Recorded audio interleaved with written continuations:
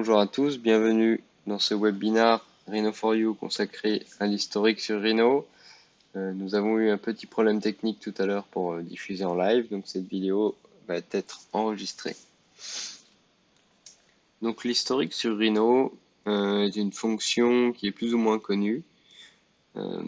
Contrairement à d'autres logiciels, on n'a pas une arborescence pour voir à quel niveau on se situe pour modifier un objet.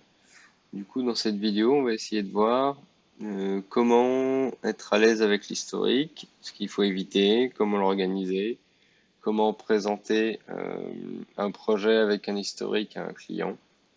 Donc, voilà. Donc, pour commencer sur l'historique, vous pouvez l'activer à différents endroits. La première méthode est de sélectionner en bas à droite de votre écran « Enregistrer l'historique ». Donc en faisant un clic droit sur enregistrer l'historique, vous pouvez sélectionner toujours enregistrer l'historique, ce qui vous permettra d'avoir pour toute création d'objet un historique enregistré. La deuxième méthode est d'aller dans les onglets standard, plan C, définir la vue, etc. Le dernier icône que vous retrouvez sur la gauche, vous pouvez développer un menu et activer l'enregistrement de l'historique. Donc là, l'enregistrement est activé. Donc, si je me mets en vue de dessus, je vais créer un cercle, tout bête. Voilà. Et ce cercle, je vais en faire une matrice linéaire. On va en répéter 4 fois, par exemple. Voilà. Donc l'historique va faire quoi? Si je viens déformer le cercle de base, celui que j'ai répété en matrice, on voit que les 4 éléments sont répétés, sont modifiés de la même manière que le premier. Voilà. Si, par contre, je viens modifier un des cercles dépendants du premier, comme ceci, je vais avoir un message d'erreur m'indiquant que l'historique est rompu par rapport à mon objet de départ. Donc si je modifie cet objet de départ, on voit que celui que j'ai modifié où Rhino m'a averti que l'historique était rompu n'est plus dépendant du cercle de base. Donc ça, c'est avec une matrice linéaire. Si on fait un autre cercle, et que cette fois-ci on ne fait pas une matrice, mais qu'on vient le copier plusieurs fois. Donc je vais copier celui-là, ensuite je recopie celui-ci, et enfin celui-ci. Si je modifie ce cercle, les 4 cercles sont modifiés. Si je modifie celui-ci, les 3 derniers sont modifiés. Et enfin, si je modifie celui-ci, seulement les 2 derniers sont modifiés. Voilà. Là, en fait, on a cet objet qui est parent, donc on va voir après à quoi cela correspond, mais qui est parent de celui-ci. Celui-ci est parent de celui-là, et celui-là est parent du dernier. Voilà. En fait, l'historique permet de créer un lien entre des géométries. Mais on n'a pas de repère visuel dans Rhino pour contrôler quel enfant et quel objet est parent ou enfant de l'autre. Donc pour ça, on va plutôt utiliser des sélections. Donc soit dans le menu historique que vous pouvez déplacer comme ceci. Donc si je recrée un cercle que je copie 2 fois, voilà. Vous pouvez tout à fait venir classer vos objets en fonction de l'objet parent et des objets enfants. Et dans le menu historique, vous pouvez sélectionner des enfants. Donc quand vous cliquez sur cette option, Rhino vous demande de sélectionner les parents. Donc si vous cliquez sur tous, Rhino va sélectionner tous les objets parents du modèle. Sinon, si vous savez quel objet sélectionner, vous allez sélectionner l'objet, valider. Et là, il vous montre l'enfant. Donc là, vous avez un premier enfant, car j'ai fait une copie de ce cercle, et ensuite j'ai recopié ce cercle. Donc Donc là, si on vient créer un calque enfant, voilà. Et enfin, si on vient resélectionner l'enfant de ce cercle-là, on a bien ces deux cercles. Donc là, je change le calque de ces objets. Je vais leur mettre une couleur. Voilà. Donc ici, je vois de manière visuelle et colorée que ces deux cercles sont des enfants du premier qui est en noir. Voilà. Donc là, l'historique interagit avec de simples courbes. Maintenant, si on supprime ce cercle et qu'on vient créer une matrice non pas linéaire mais verticale de ce premier cercle déformé, hop, donc on va créer une matrice linéaire, on va en mettre 4, comme ceci par exemple. Et maintenant, on va créer une surface par section passant par ces 4 cercles. Surface, surface par section. Je sélectionne mes cercles, je garde cette ligne de jointure alignée avec mes 4 cercles dans la même direction et je veux lui dire que je veux un style normal. On ne simplifie rien, on reste comme ceci. On va se mettre en style ombré. Donc pour générer cette surface, on a 4 courbes. Alors visuellement, ici, elles ne sont pas très visibles. Donc une petite astuce, vous pouvez dans un premier temps masquer les courbes isoparamétriques en allant dans les propriétés de l'objet. Et ensuite, si vous ne voulez pas être embêté à sélectionner soit la surface, soit la courbe, cet objet, vous pouvez le verrouiller. Dans visibilité, vous le verrouillez. Ça ne va pas influencer la surface. Maintenant, si on vient modifier par exemple une des sections de cette surface, voilà, on voit que la surface est déformée. J'ai quand même eu un avertissement d'une rupture de l'historique car cette courbe était une enfant de notre courbe de départ ici. Si je fais un CTRL Z, je retrouve bien mon historique. Donc si je modifie par exemple ces 2 points, enfin ces 3 points, voilà, on voit que toutes les courbes sont modifiées. Donc l'historique marche pour le déplacement des points, il marche également si vous venez reconstruire une courbe, c'est-à-dire ajouter des points.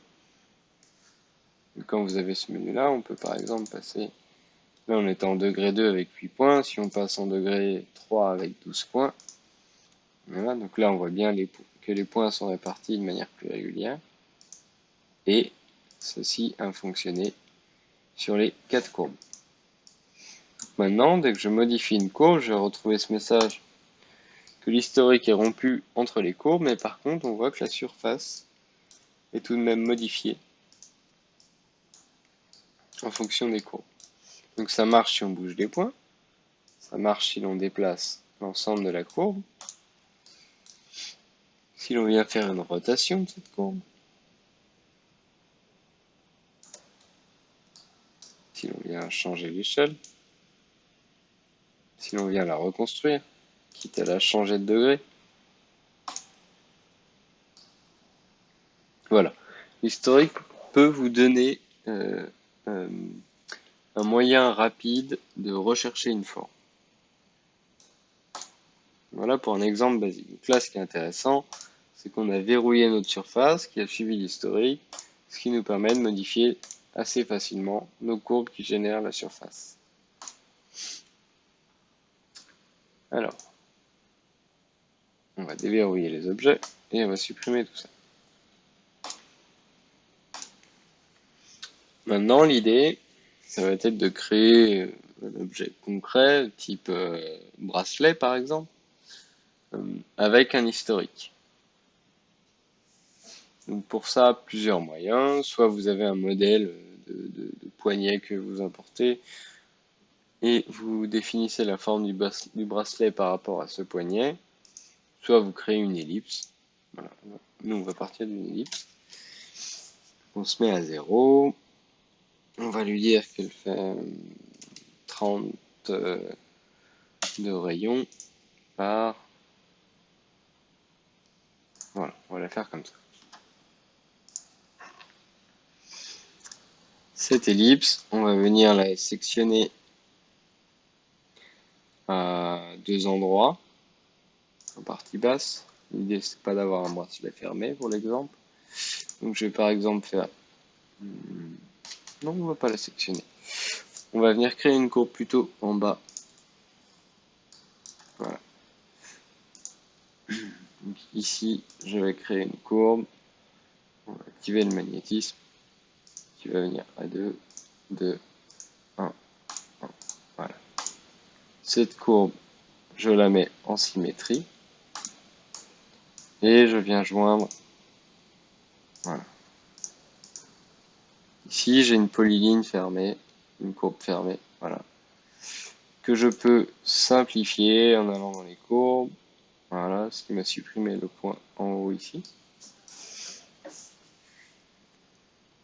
Et on peut également faire un congé sur les sommets.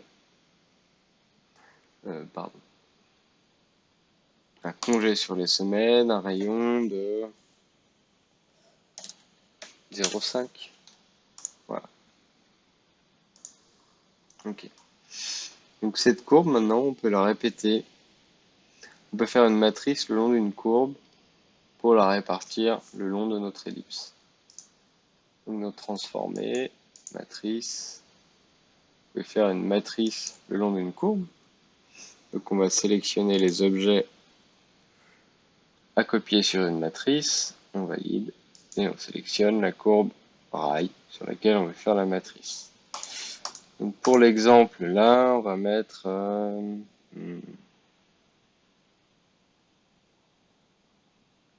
cette courbe. Voilà. On va mettre cette courbe. Non, on va en mettre 6 plutôt. Je relance ma commande. Hop. Voilà. L'idée c'est d'avoir une section à l'axe ici. Ok. Et maintenant, on va organiser un peu tout ça. Donc on avait créé un calque enfant tout à l'heure qu'on peut supprimer. On va créer un premier calque courbe dans lequel on va mettre un sous-calque section poignet et section bracelet. Voilà. Donc dans section bracelet, on va venir mettre nos courbes de section. On peut également leur mettre une couleur pour se retrouver, pour être sûr qu'on ait bien changé notre calque. Idem pour la section poignet.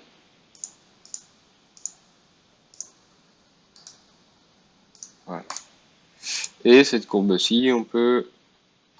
Alors, elle peut encore vous servir si vous voulez reconstruire toutes vos courbes en même temps, par exemple. Donc, on peut venir dans les courbes, reconstruire cette courbe avec, par exemple, 12 points en degré 3. Et là, on voit que toutes nos courbes ont été reconstruites. Ça peut nous être utile pour la suite. Ensuite, vous pouvez la supprimer, car de toute façon, on va rompre l'historique par rapport à celle-ci. Alors, maintenant, si on vient faire une surface avec un balayage sur un rail, donc le rail va être notre ellipse, et on vient sélectionner nos courbes de section. Donc là, on a 5 courbes de section. On va choisir l'alignement, donc par défaut, normalement il est bon. On laisse les options de base, voilà. Là, on a une surface qui s'est générée, donc on peut faire la même chose que tout à l'heure, c'est-à-dire verrouiller l'objet.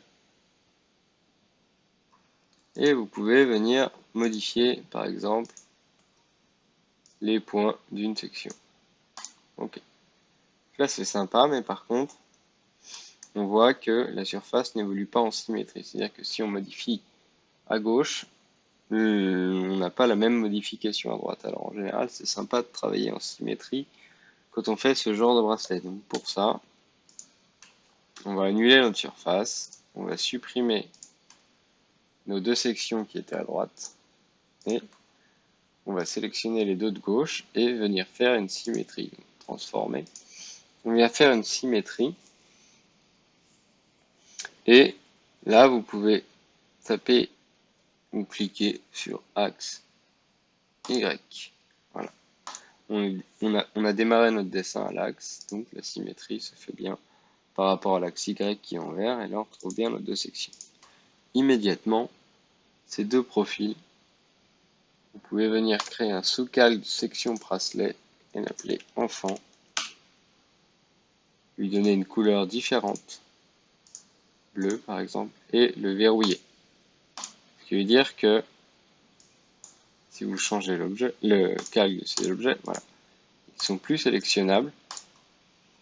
Mais par contre, si on vient éditer la section correspondante en symétrie, on voit que la section en symétrie est bien modifiée également. Donc, on va aller réactiver simplement pour venir créer notre surface avec un balayage sur rail. On sélectionne notre ellipse comme rail et nos sections. Hop, voilà.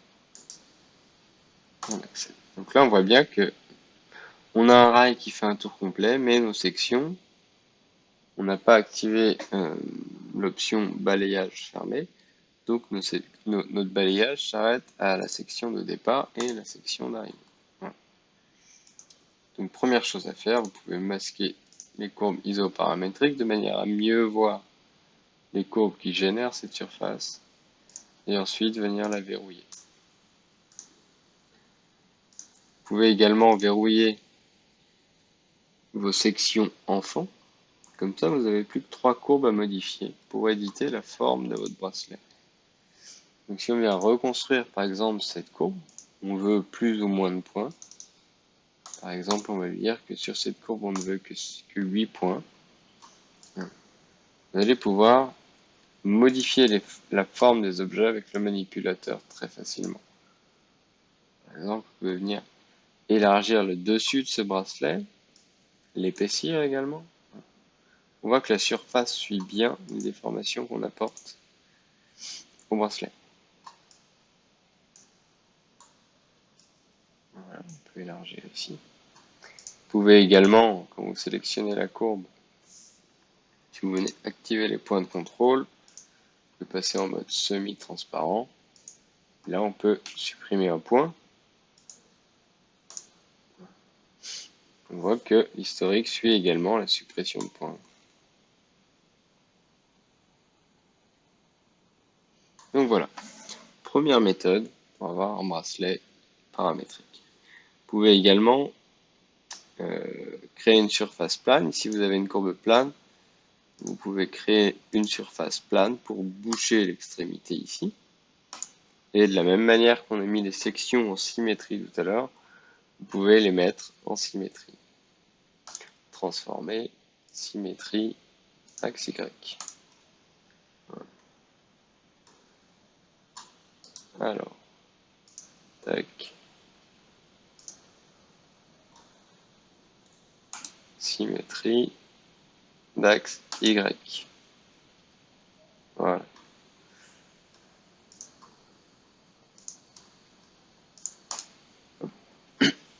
Ici, on a bien nos deux bouchons en symétrie.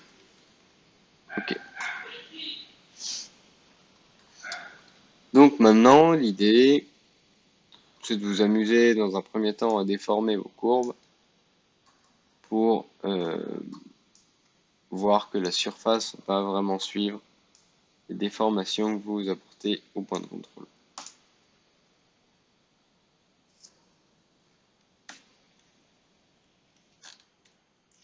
Ok, donc une fois que vous aurez fait cet exemple, on va complexifier un peu l'exercice. On va venir déverrouiller la surface, on va la supprimer. On va également, en fait, on va simplement supprimer toutes nos courbes et garder que notre ellipse. Ok. En vue de droite, on va recréer une polyligne toute simple, s'accrochant bien en bas. Hop. Voilà. par exemple, aura cette forme-là. De la même manière qu'on a fait tout à l'heure, on peut mettre cette polyligne en symétrie, la joindre, voilà, et venir la simplifier. Ok. Maintenant, l'idée, ça va être de faire la même chose que tout à l'heure, seulement on va conserver ce qu'on peut appeler la surface intérieure et une surface extérieure. Donc pour commencer, on va venir faire un congé de 0,5 sur cette polyligne et on va venir la diviser. On va sélectionner l'option diviser et dans les options, vous avez point. Point. Rhino va vous demander l'objet à diviser. Vous allez sélectionner votre courbe. Et là, si vous avez les accrochages fins ou quad d'activer, vous allez pouvoir cliquer sur les points où vous voulez diviser. Donc, on va cliquer sur les points de part et d'autre. Voilà. Comme ça, ici, vous avez votre courbe intérieure et la courbe qu'on va appeler extérieure. Donc, de la même manière qu'on a fait une matrice le long d'une courbe tout à l'heure, on va répéter cette opération. On va transformer matrice le long d'une courbe. Donc, j'ai déjà sélectionné mes courbes à déplacer le long de cette matrice. Donc, je sélectionne l'ellipse comme rail. Voilà, je vais garder 6 éléments. On peut supprimer la courbe du bas, supprimer nos deux courbes qui étaient à droite et venir mettre en symétrie, toujours dans l'idée d'avoir le moins de choses possible à modifier pour faire évoluer notre surface en symétrie. Donc je sélectionne mes deux courbes de gauche dans transformer symétrie d'axe Y. Voilà. Et immédiatement, je peux venir mettre ces deux courbes dans le calque section bracelet enfant. Voilà. Vu que le calque est caché, je ne les vois plus à l'écran. Et je peux également venir mettre ces courbes ici dans section bracelet. Donc là, on va avoir à générer non pas une, mais deux surfaces, vu qu'on a notre courbe intérieure et notre courbe extérieure. Donc dans surface, balayage sur un rail, notre rail c'est toujours l'ellipse. On va réactiver les enfants. Alors là, on a encore les enfants de tout à l'heure. Je vais juste sortir de la fonction pour supprimer ceux qui ne m'intéressent pas. Voilà. Je relance mon balayage. Donc, le rail, c'est mon ellipse. Et mes rails, hop, hop, hop, tous mes rails, toutes mes sections intérieures. Voilà. Donc là, j'ai généré ma surface intérieure. Et je répète la commande, cette fois-ci en sélectionnant mes sections extérieures.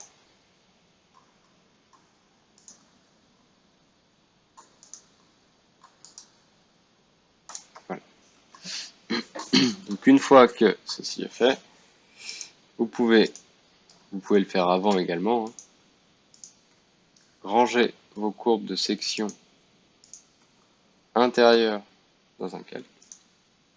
Par exemple un sous-calque de bracelet.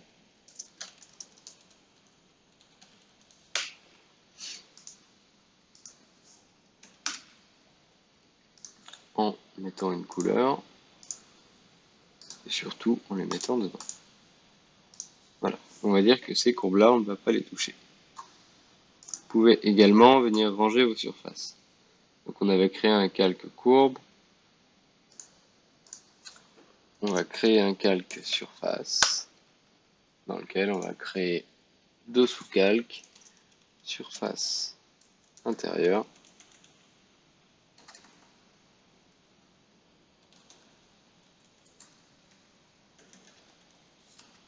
Voilà. Et surface extérieure. Voilà. Donc là, on va la mettre au même niveau que notre surface intérieure. Voilà. En cliquant sur la flèche rouge, ici, vous pouvez revenir pour sortir un calque qui est en sous-calque. On va changer le calque de notre surface extérieure. On va lui mettre une couleur. bleu par exemple, pour être sûr de bien l'avoir changé. Et on va faire pareil sur la surface intérieure. Hop, on va également lui mettre une couleur. Voilà. Alors là, on a une surface qui est dupliquée. Voilà. Donc ici, j'ai bien mes deux surfaces. Ces deux surfaces, on va masquer les courbes isoparamétriques. Voilà. Et on va venir reconstruire donc, nos courbes de section comme on l'a fait tout à l'heure. Donc on peut venir reconstruire directement depuis surface, reconstruire. Ça fait la même chose quand vous avez une courbe ou une surface. Vous allez avoir le menu reconstruire qui va s'adapter. Soit dans le sens, vous avez une courbe où vous voulez reconstruire à partir de surface, ou l'inverse. Vous avez une surface que vous reconstruisez à partir de l'onglet courbe, vous aurez toujours le menu qui va s'adapter. Donc par exemple, on va mettre 8 points. Voilà. Donc là, on voit que la surface a deux nouveaux bords. C'est-à-dire qu'on n'a plus une surface, mais on a une polysurface. Donc pour éviter d'avoir ces deux bords, on va venir reconstruire hop, les deux autres sections qui génèrent cette surface. Voilà. Là, automatiquement, on voit que les deux bords sont partis. Vu que j'avais mis ces sections en symétrie, elles sont également modifiées de ce côté-ci, donc à droite. Elles sont ici. Donc là, si je viens masquer les enfants, voilà. Donc, et maintenant, vous avez quelque chose d'homogène. Vous pouvez vous amuser, comme on l'a fait tout à l'heure, à venir modifier vos points de contrôle. Voilà. Et si vous voulez modifier vos points de contrôle tout en gardant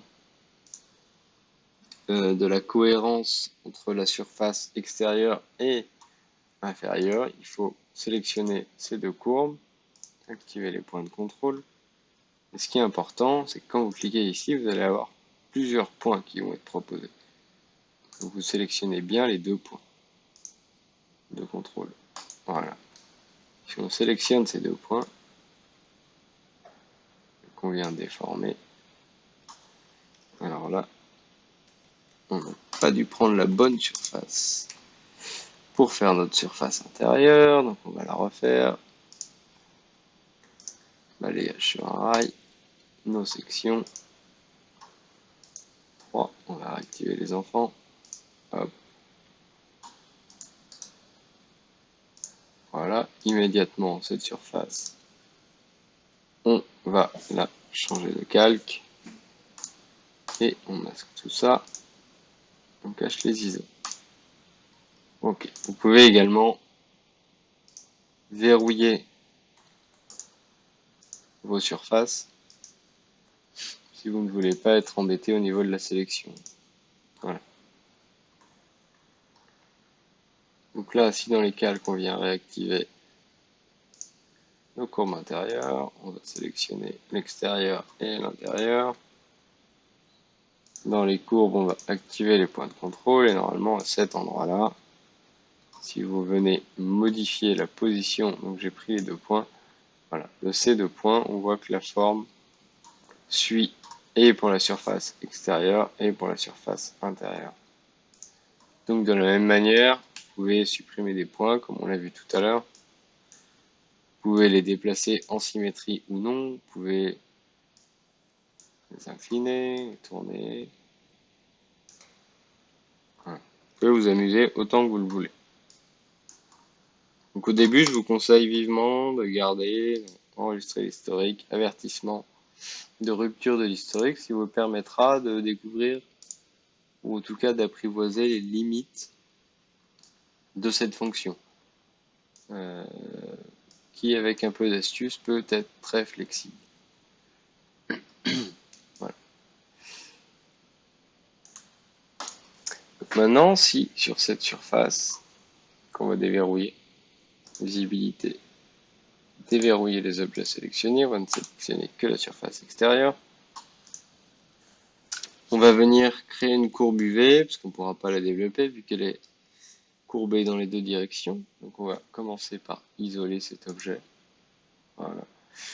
Et dans les courbes, on va venir créer une courbe UV. Là, Rhino va nous demander de sélectionner les courbes. Donc on va sélectionner les courbes qui génèrent cette surface. Voilà. Vous allez avoir un rectangle qu'on peut mettre où l'on veut. Voilà. À partir duquel on va pouvoir créer une surface plane. Donc une surface à partir de courbes planes. Mais l'idée, ça va être soit de créer des motifs, soit un texte, soit des courbes, ce qui vous fait plaisir en fait, et de les appliquer sur cette surface qu'on a déformée au préalable. Donc là, pour l'exemple, on va venir créer un texte objet. Vous allez avoir un menu qui va apparaître, où vous pourrez écrire ce que vous voulez dedans. Pour l'exemple, on va écrire Rhino for You, avec une épaisseur de 0,5, et on va choisir de grouper le résultat, ce qui sera plus simple pour sélectionner les objets. Je vais mettre cet objet ici, par exemple, et voilà. Donc là, il n'est pas centré, mais on va venir le centrer avec le manipulateur. Donc, quand on sélectionne un objet, par défaut, le manipulateur va se centrer par rapport à cet objet. Et vous pouvez activer le déplacement avec les points de contrôle. Donc si ce n'est pas le cas, vous pouvez faire un clic droit sur le manipulateur et déplacement avec accrochage. Voilà. Et en fait, quand vous allez cliquer sur une des directions, vous restez cliqué. Et en fonction des accrochages qui sont activés en partie basse, vous pouvez venir, hop, sélectionner par exemple le milieu de votre surface dans la direction X, là, et également le milieu de la surface dans la direction Y. Voilà. Donc là, le texte Rhino for You est parfaitement centré par rapport à notre surface. Donc maintenant, l'idée, ça va être d'appliquer ce texte, qui là est basique, appliquer ce texte sur notre surface déformée. Donc vous pouvez vous aider, vu que là on a fait des courbes UV, on ne peut pas mettre des étiquettes pour voir les endroits où il faut cliquer pour appliquer correctement l'objet. Mais vous pouvez tout de même montrer la direction des objets. Donc on va montrer la direction sur cette surface et également celle-ci. Voilà. Et ici vous avez des flèches qui apparaissent à l'écran, qui vous donnent un peu les directions de l'objet et qui vont vous aider pour savoir où cliquer. Alors, par exemple, sur cette surface, on voit que la direction U part comme ceci, la direction V comme ceci et W comme ceci. Et maintenant, on va essayer de trouver le point sur cette surface où on a une direction U, V, V vers l'intérieur, donc là ça pourrait coller, U comme ceci, et là on a la normale qui est ici. Alors on va tester.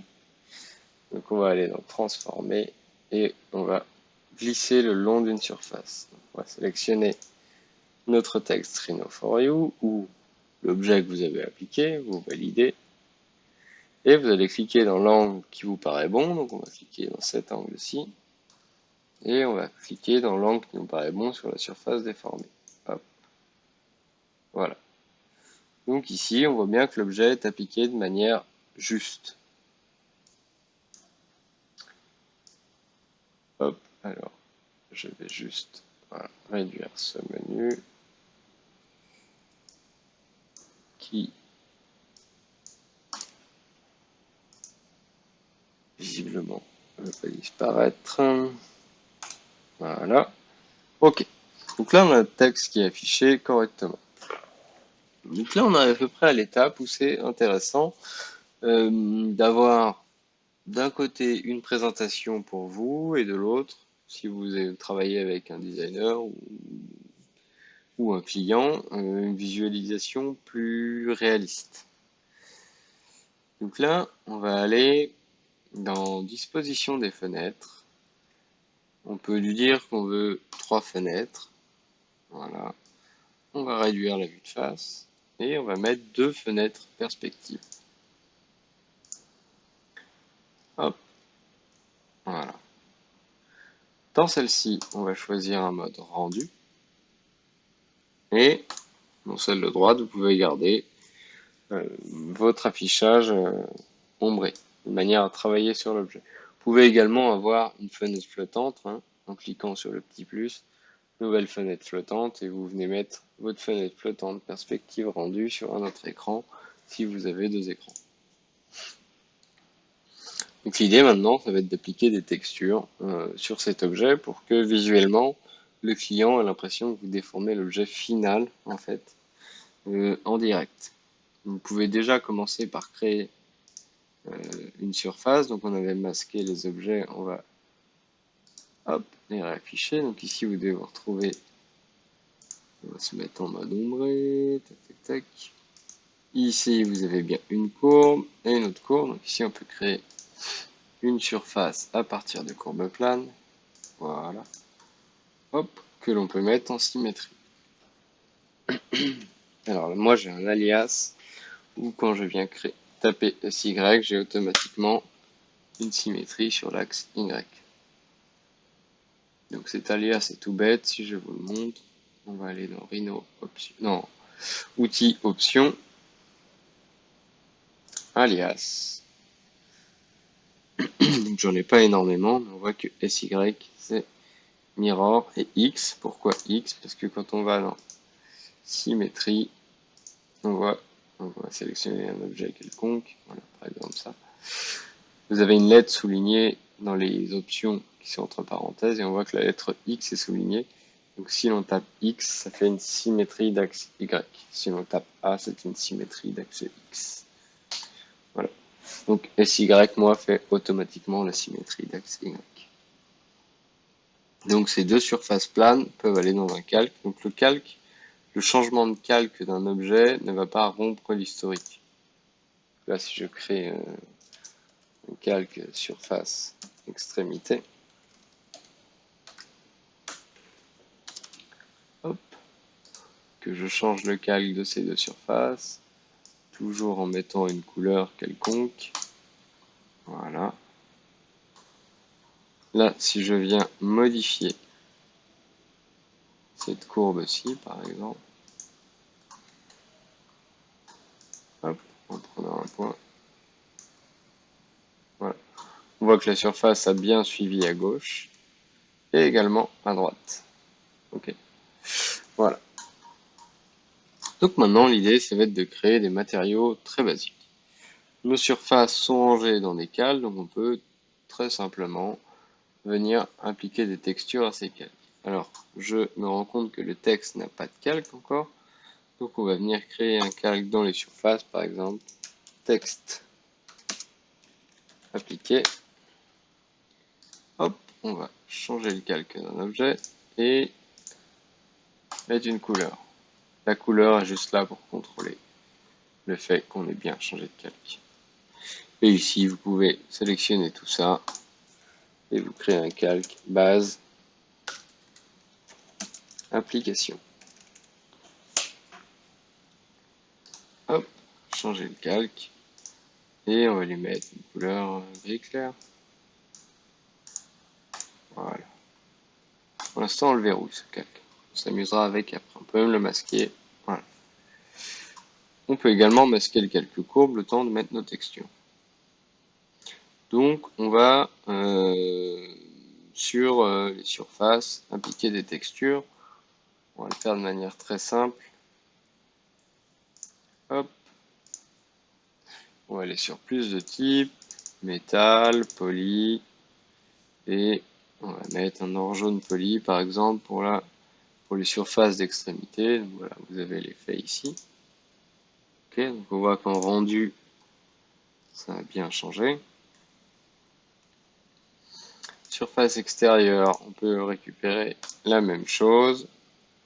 Or jaune poli, voilà, on voit qu'elle a bien été appliquée. Surface intérieure, donc je suis toujours dans matériaux. Hein. Je vais sélectionner or jaune poli, seulement je vais lui enlever un petit peu de brillance.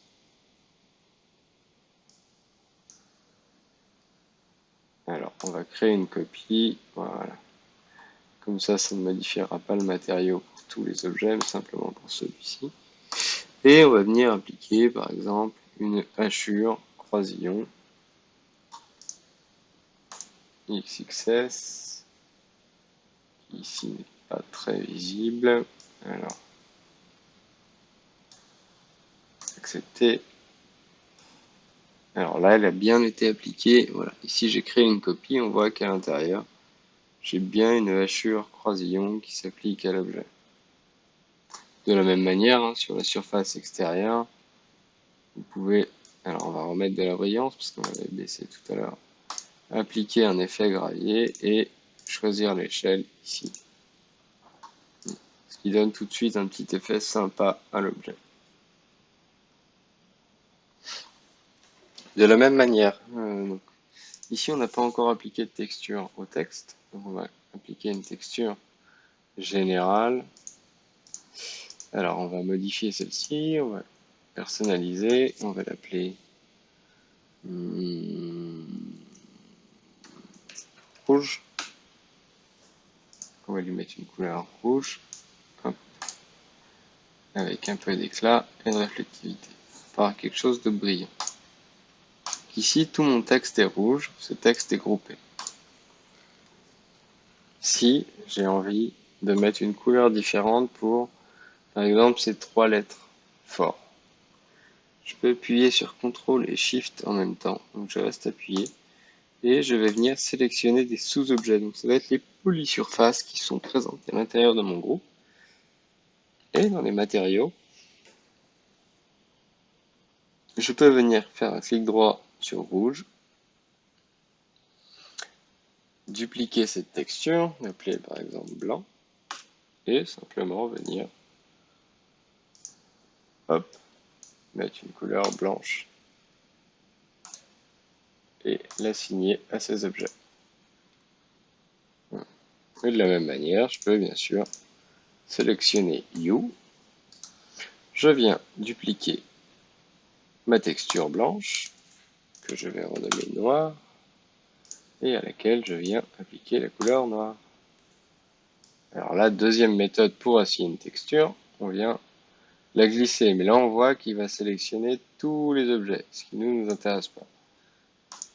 Donc on va plutôt sélectionner ces 3 objets et assigner à des objets. Alors je suis déjà dans une commande, assigner à des objets. Voilà. Donc là on voit que sur notre groupe on a pu mettre 3 couleurs différentes, 3 matériaux différents à un même groupe. Si je sélectionne ce texte, c'est toujours un seul groupe. Ok. Maintenant, si on vient réafficher nos courbes et que l'on vient modifier les points par exemple, on voit que le texte suit cette surface. On l'a appliqué le long de cette surface, donc il suit la forme de la surface. Voilà.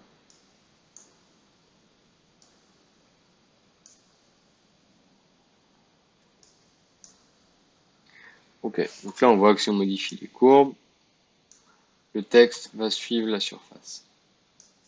Maintenant, qu'est-ce qui se passe si on vient modifier non pas le texte, enfin la surface sur laquelle le texte est appliqué, mais notre texte de départ. Donc là, si vous êtes avec un client, vous lui mettez l'écran de rendu en grand et vous vous amusez dans un premier temps.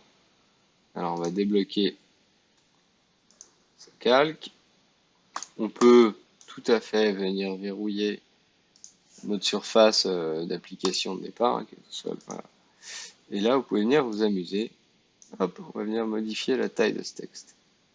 Et puis, vous le voulez plus long. Et là, on voit qu'en perspective, le texte suit très bien. Ça, c'est les modifications basiques. Maintenant, vous voulez vous amuser un peu. On va venir créer une boîte pour déformer l'objet. Donc, on va aller en transformer, modifier avec une cage. On va choisir la boîte de contour en repère général. Et là, vous allez pouvoir choisir le nombre de points que vous voulez dans chaque direction. En Z, on va en choisir 3. Y, on va rester sur 4. Et X, on va en mettre une dizaine. Tous ces points vont être en degré 3, de manière à avoir des déformations les plus douces possibles. Hop, on va valider. Et on valide pour choisir une déformation globale. Voilà. Donc maintenant, ce qui peut être intéressant, c'est de venir déformer ces points. Voilà, on va sélectionner un point, 2 points, 3 points, 4 points. Et on voit que si on vient déformer au manipulateur, notre texte vient prendre un bombé à plat. Et si on regarde en perspective, il a également pris ce bombé. Cette cage, en fait, vous permet de donner un bombé, ou bien, tout simplement, si vous voulez le courber, je sais pas, vous voulez le haut ici, par exemple, ou plutôt vers le bas, vu l'objet. Hop. Donc on voit qu'il y a un lien entre le texte à plat, le texte appliqué, la surface. De la même manière, si on vient remodifier une des courbes qui génère cette surface, le texte va également être modifié. Voilà. Donc c'est pareil, hein, si vous venez reconstruire cette courbe pour lui ajouter des points,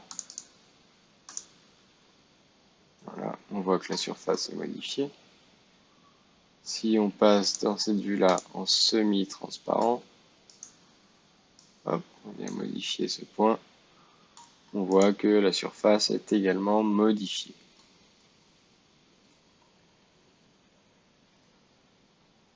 Voilà. Vous pouvez également, bien sûr, ajouter des points. Ajouter des points de contrôle à cette courbe à un endroit particulier. Hop, vous validez. Et là, on voit que le point ajouté est ici. Voilà. Donc là, on arrive déjà sur quelque chose de très tordu. Donc on va venir simplifier un peu tout ça. Supprimer des points. Voilà. Voilà. Ok. Donc on a vu que l'on pouvait déformer les points de cette cage. Vous pouvez également, si je reviens à peu près droit, venir courber ces points. Donc si on vient en transformer, courber, sélectionner les objets, on va sélectionner ces points-là. Hop. Point de départ, on va lui dire qu'on part à peu près ici. La fin est ici. Et dans les options, on va dire qu'on veut une symétrie. Voilà. Et ici, on peut venir, hop, courber notre texte. Et on voit que sur l'objet, le texte est bien courbé. Voilà, donc vous pouvez vous amuser avec tous les objets de déformation qui sont présents ici pour déformer ce texte. Vous pouvez le décoller de l'objet hein, si vous sélectionnez tous ces points. Voilà, on voit que le texte est complètement en l'air ici.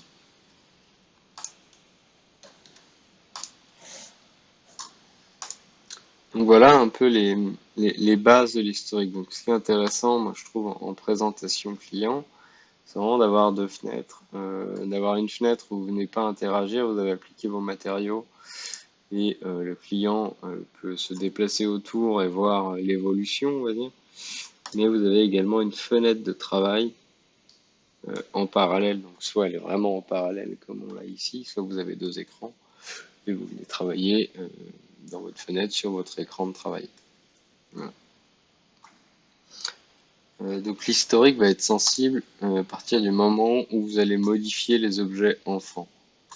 Donc pour savoir si un objet est enfant ou pas, vous pouvez jouer avec la sélection.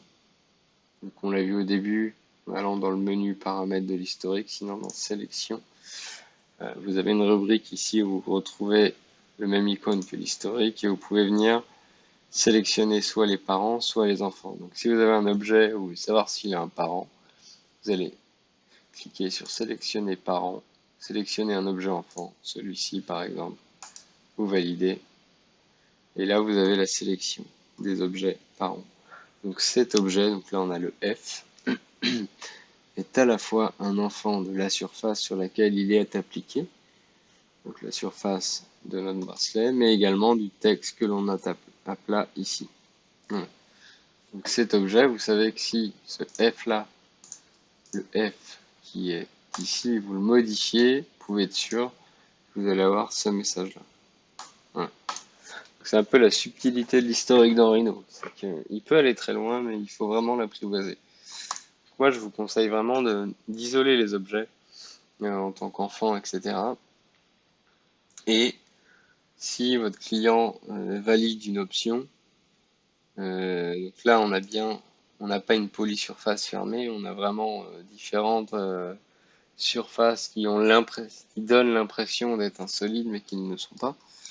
Moi, je vous conseille vraiment de créer un autre calque, par exemple, que vous pouvez nommer objet final, dans lequel vous venez copier toutes vos surfaces. Donc, je masse le calque courbe, je sélectionne mes surfaces de l'objet et je viens non pas changer le calque, mais je viens copier des objets sur un calque.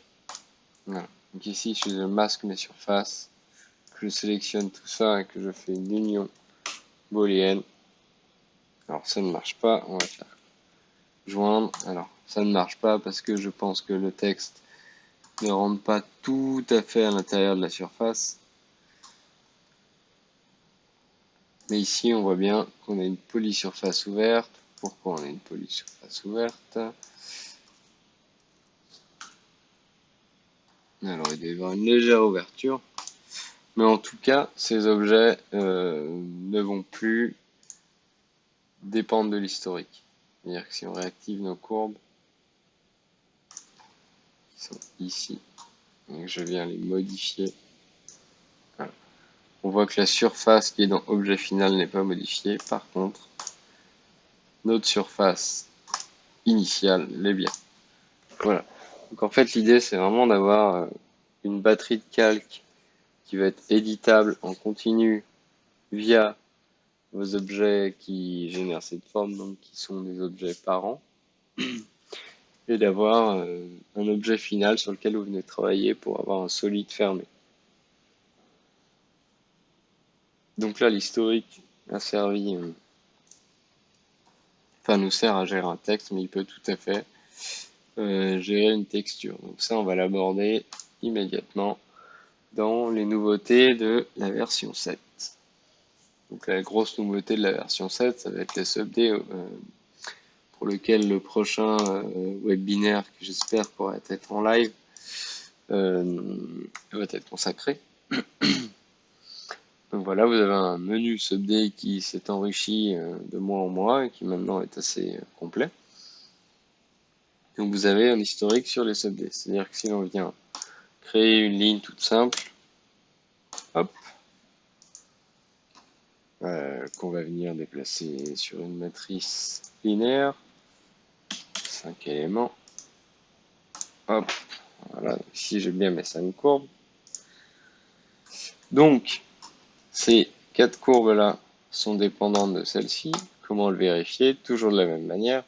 Si dans sélection, je retrouve le même menu, sélectionner les parents, je sélectionne l'objet enfant, qui pour moi est un enfant, je valide, je vois bien que c'est cette courbe-là. À l'inverse, je retourne dans le même menu, sélectionner les enfants, je sais que cette courbe-là est parent, mais de quoi? De ces 4 courbes-là. Okay, donc si je viens reconstruire cette courbe, dans la version 7, je vais retrouver une option que je n'avais pas dans la 6 qui est Make Sub-D Friendly. Ça veut dire qu'on n'a plus le choix du degré de la courbure et qu'automatiquement il va adapter la courbure et le nombre de points en fait, enfin, surtout la courbure par rapport à cette option pour que derrière cette courbe-là puisse facilement vous sortir un objet sub-D. Je valide. Donc ici on voit que le nombre de points si je les active a changé et que j'ai 2 points qui sont un peu gris-noir qui en fait m'indique que c'est une courbe sub-D friendly. Et je retrouve également la même chose sur toutes les courbes qui sont enfants de cette courbe parent. Ok. Maintenant, dans les sub-D, je vais pouvoir venir créer une surface, enfin un sub-D par section, sub-D loft. Et je vais sélectionner mes 5 courbes. Hop, voilà, ici. Donc dans les options, je peux choisir d'avoir les angles qui restent vraiment en angle droit. Je vais valider cette option. Puis on va passer en mode ombré. Et on peut, de la même manière qu'on va cacher les ISO paramétriques, alors là ça se passe un peu ailleurs, c'est dans l'affichage, on va pouvoir désélectionner Subdecrease et Subdewires. Tac. Comme ça, ici, on va voir que nos courbes. Donc, de la même manière, vous pouvez tout à fait verrouiller ce subd et venir travailler sur vos courbes. Hop. Donc là, l'historique est rompu par rapport à ma courbe de départ. Ce qui veut dire que si je modifie cette courbe, par exemple comme ça, les 4 courbes seront modifiées, mais celle que j'ai modifiée juste avant ne sera pas modifiée. Voilà. Donc ici, on voit que on va avoir un objet. Le subd va nous créer en fait un objet où tous les raccords seront toujours très très fluides. Là, on est proche d'une surface, on pourra avoir le même résultat avec une surface, hein. Mais on va aller un peu plus loin dans l'exemple, c'est-à-dire qu'on va venir déverrouiller ce subd, on va réactiver l'affichage des faces, etc. Et on va venir par exemple déplacer, donc on voit, si j'isole le subd, que j'ai plus mes courbes, que ce subd, donc là j'ai juste une normale qui n'est pas du bon côté, hop, on va inverser la direction, voilà. Là, il n'y a plus d'historique avec les courbes, hein, j'ai inversé la direction de la normale. Ce subd a comme des courbes isoparamétriques, et en fait avec le raccourci CTRL-SHIFT, je reste appuyé, je viens sélectionner une des faces, voilà, il est subdivisé en fait en plusieurs faces que je peux déplacer. Et on voit que la déformation de l'objet est toujours très fluide, il n'y a aucune cassure. On peut également extruder ces faces pour venir les déplacer. Voilà. En fait, vous avez une pâte à modeler dans Rhino. Donc le prochain webinar sera consacré à cela. Donc là, j'ai supprimé l'objet. Hop, on va passer sur un autre exemple pour finir ce petit webinar. Je vais simplement créer une surface. Hop, que je vais reconstruire. Voilà, tac. Je vais activer les points de contrôle et je vais venir la déformer. On va faire 2 exemples pour finir. Voilà. Vous avez cette surface. Donc l'idée, ça va être d'appliquer des subd dessus. On va commencer par avoir une base à plat. Donc pour ça, on va créer une courbe, des courbes UV par rapport à cette surface. Donc on va sélectionner les bords. Voilà, on va la déplacer, histoire de voir ce qu'on fait. On va créer une surface plane. Et on va, par exemple, dans les solides, on va créer un petit cylindre. Alors on va plutôt se mettre en vue de droite, ce sera plus sympa. Hop, on va créer un petit cylindre de 20. Alors qu'est-ce que ça donne? Pas dans le bon sens. Voilà. Hop, une petite rotation. Ok. Ce cylindre, on va venir le déplacer un tout petit peu en hauteur, ça sera plus joli. Voilà. Ce cylindre, on va venir le reconstruire. On va faire un quadrimètre dessus pour le transformer en maillage. Hop, pour après avoir une base de subd. Donc là, je sélectionne la fonction quadrimage. On reviendra plus en détail dans cette fonction dans le prochain webinar. Je le convertis pas en subd. Par contre, je vais activer le preview et je vais masquer mon objet de départ.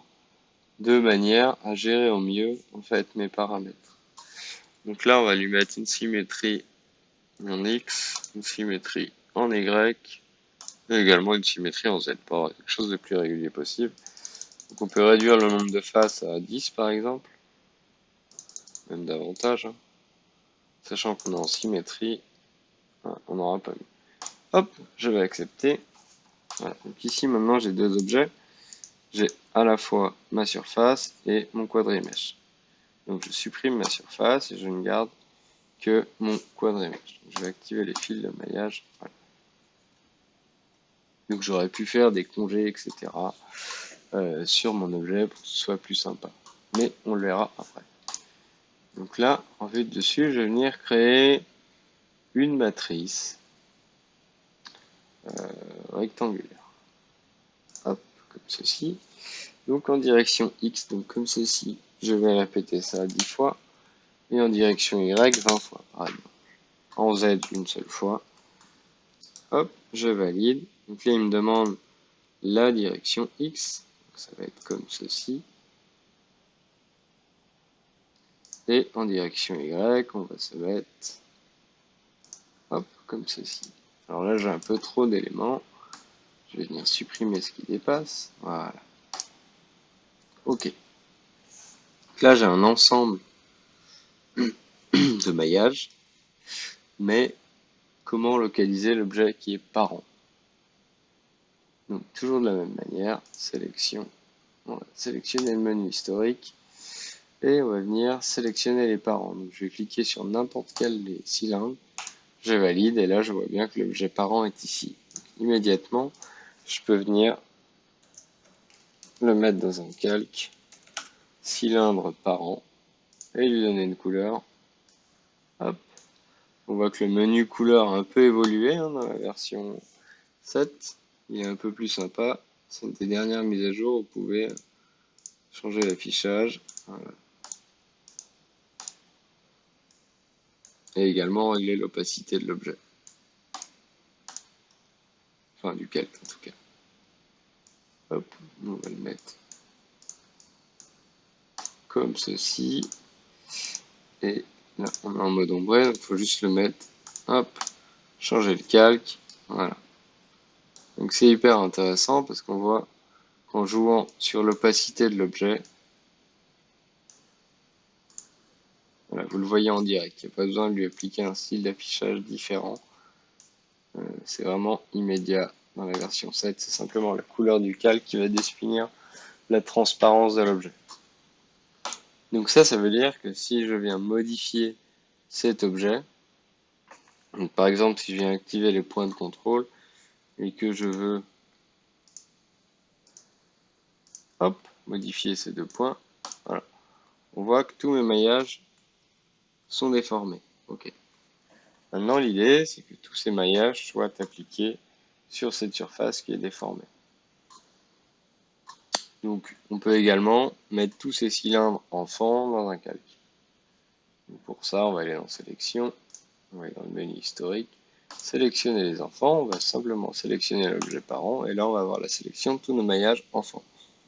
On va créer un sous-calque de cylindre parent et on va l'appeler enfant. Hop, changer le calque, on va également donner une couleur avec un peu de transparence. Voilà. Comme ça ici on a tous nos cylindres enfants dans un calque.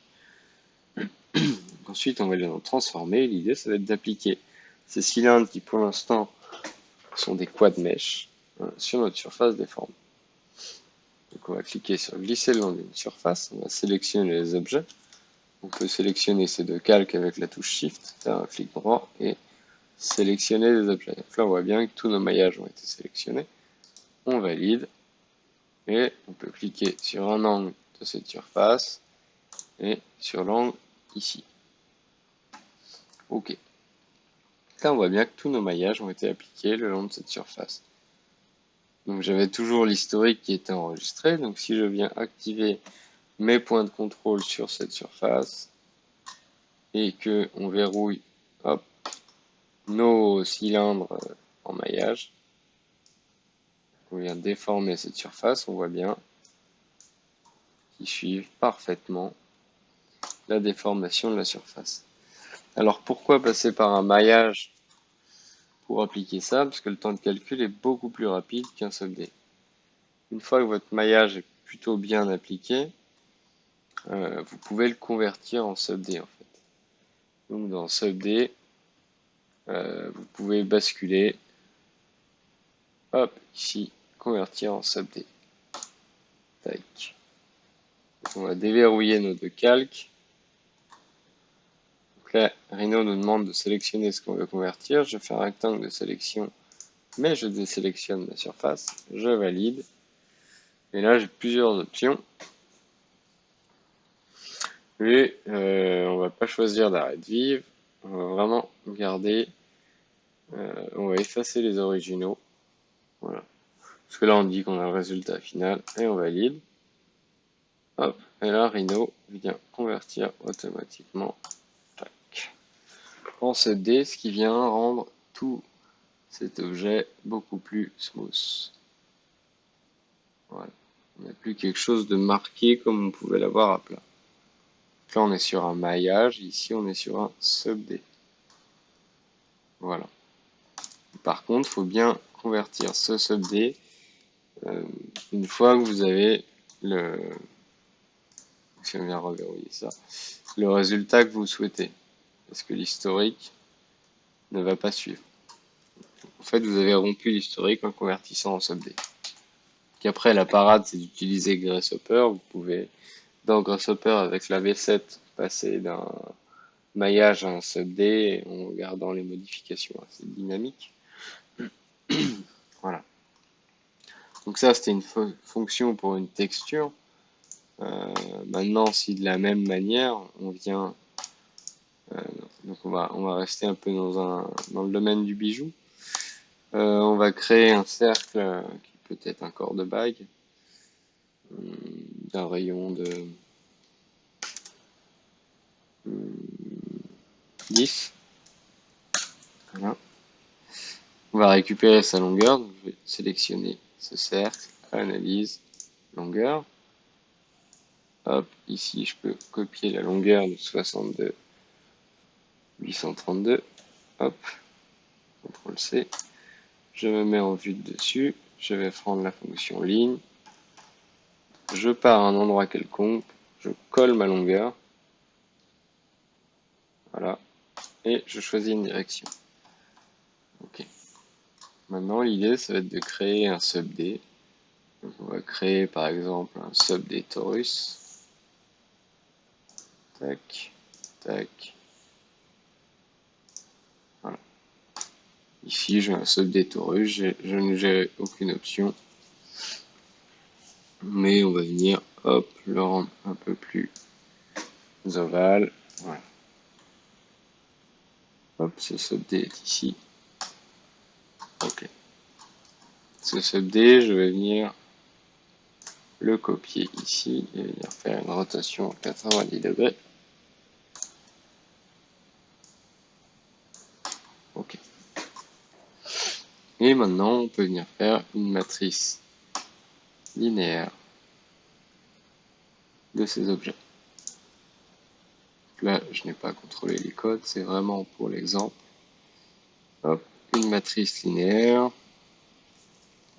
On va en mettre 8.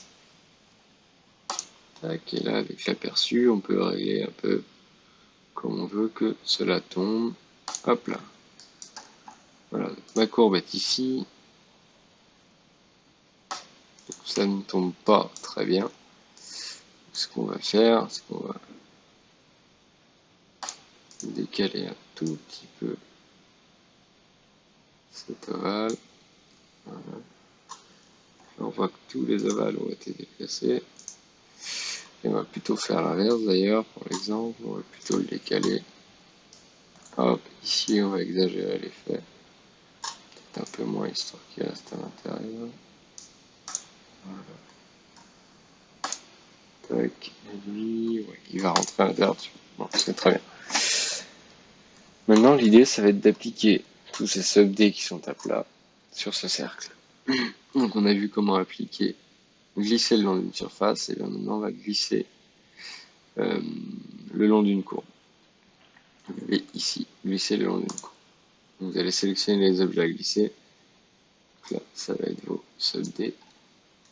Donc soit on sélectionne comme ça, soit vous faites cell sub-D et vous avez tous les sub-D qui sont sélectionnés. Vous validez, on choisit la courbe de départ qui est notre ligne droite et la courbe où on veut appliquer notre cercle. Et on voit qu'automatiquement nos sub-D ont été appliqués le long de cette courbe.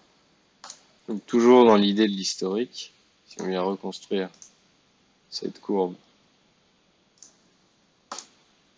en degré 3 avec 8 points et qu'on vient la déformer, nos sub-D suivent bien cette courbe. De la même manière, si vous venez modifier ce sub-D de départ, par exemple, vous venez supprimer une face. Là, on voit que la face est supprimée. Tous les sub-D ici. Ok. Que vous venez supprimer une autre face. Ici, qu'on vient raccorder ces deux faces, par exemple, avec un bridge. Les premières arrêtent, on valide. Les secondes. Voilà. On a créé un bridge.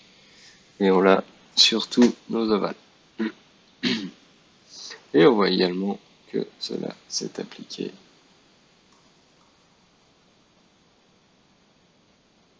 à nos sub-D sur cette courbe. Donc si vous voulez, ce qui est intéressant là-dedans, si vous venez courber cette courbe comme ceci, les sub-D vont suivre. De la même manière, si ces sub-D là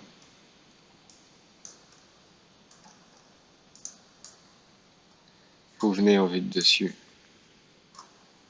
les courber, donc on va se mettre à peu près à l'axe, on va se mettre en symétrie, tac. Voilà, on voit que l'objet a également évolué dans la projection. Donc voilà, on abordera les sub-D un peu plus en détail dans le prochain webinaire. L'historique est assez présent avec les sub-D maintenant sur la V7. Ce qui est intéressant pour venir les mettre en forme sur des géométries très précises, avec des codes définis, etc. Et en tout cas, n'hésitez pas à vous amuser avec l'historique, à voir ses limites. Vous pouvez aller sur Rhino et voir les fonctions avec lesquelles l'historique marche. Donc vous tapez historique Rhino, hop, et vous allez avoir cette page-ci qui va s'afficher. Et tout en bas, voilà, vous retrouvez un petit récapitulatif de toutes les fonctions avec lesquelles l'historique fonctionne. Donc après, au début, n'hésitez vraiment pas à activer l'avertissement. Vous pouvez également verrouiller les enfants, ce qui évite de pouvoir les modifier. Par exemple, si on verrouille les enfants sur notre objet de départ ici, voilà, on voit que c'est impossible de le déplacer, de changer l'échelle. Voilà.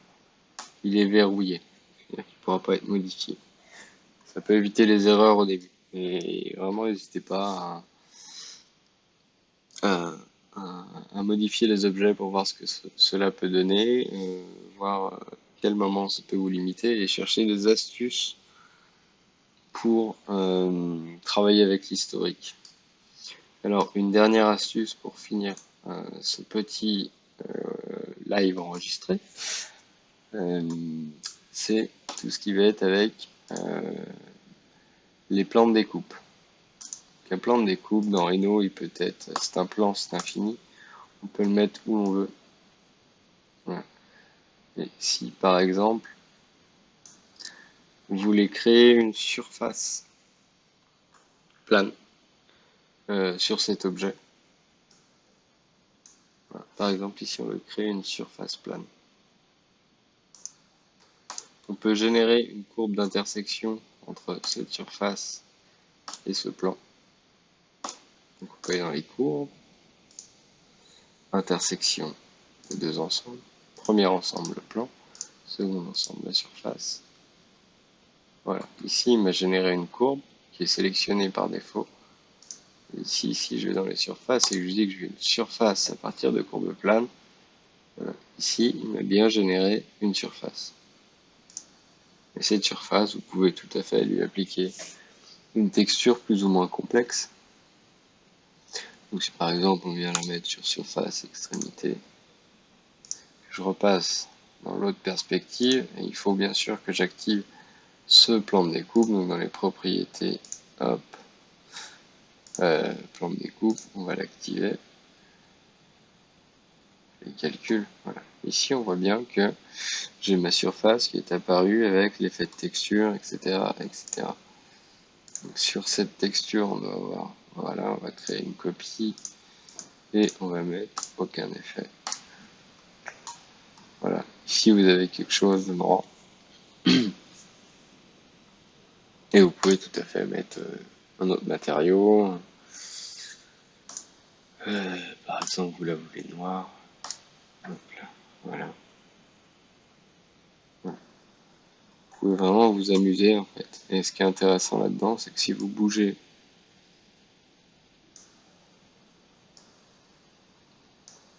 ce plan, donc il ne faut pas qu'il y ait deux intersections. Il faut vraiment rester dans la limite. Voilà. Vous pouvez avoir une surface plane plus ou moins grande. Et à partir du moment où vous le supprimez, voilà, vous retrouvez votre objet de départ. Donc voilà pour ce petit webinar dédié à l'historique. C'est une fonction assez peu explicite dans Rhino, mais qui, avec un peu d'expérience, devient très intéressante pour travailler sur des objets de manière dynamique, sans pour autant passer dans le grasshopper avec de la programmation. Donc à très bientôt pour le prochain webinar qui a lieu la semaine prochaine autour des sub-D. Donc on sera sur la V7 de Rhino et on va aborder toutes les nouveautés liées à ce nouveau type d'objet. À très bientôt.